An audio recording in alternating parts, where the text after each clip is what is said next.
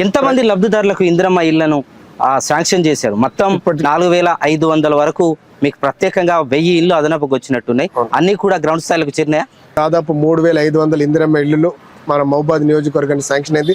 దాంతోపాటు మాకు గూడూరు మండలం 1000 అధికంగా ఇవ్వడం జరిగింది. 3500 ఇందిరమ్మ ఇళ్లకు గాను వాస్తవానికి 3400 ఇందిరమ్మ ఇల్లు గ్రౌండింగ్ అయిపోయింది. వాళ్ళు బేస్మెంట్లు కూడా కడతా ఉన్నారు. వివిధ దశలో ఉన్నాయి ఇందిరమ్మ ఇల్లు. ఆ వివిధ దశలో ఉన్న ఇందిరమ్మ ఇల్లు నాకు తెలిసి ఇంకొక 2 నెలల్లో పూర్తి కావస్తా ఉంది. కానీ ఇప్పుడు ఏదైతే ఆదివాసీలకు ఇచ్చినటువంటి 1000 అదనంగా ఉండేటటువంటి ఆ ఇందిరమ్మ ఇల్లు ఏదైతే ఉందో ఇప్పుడు వాటి గ్రౌండింగ్ జరుగుతూ ఉంది. ఎందుకంటే ఇది మనకు చాలా లేటుగా వచ్చింది. అక్కడ ఉన్నటువంటి ఆదివాసీలకు గిరిజనులకే ఇవ్వాలని చెప్పేసి ఒక పక్కా ప్రణాళికతోటి నిజమైన లబ్ధిదారుడు పార్టీలకు అతీతంగా ఎవరికైతే మనం అభివృద్ధి పథకంలో చివరి వరుసలో ఉన్న అటువంటి కార్యకర్తకే ఇవ్వాలి అని చెప్పేసి మన ప్రభుత్వం చాలా చక్కగా 1కి 10 సార్లు గ్రౌండింగ్ చేయడంతో 1కి 10 సార్లు సర్వే చేయడంతో కొంచెం డిలే అవుతుంది.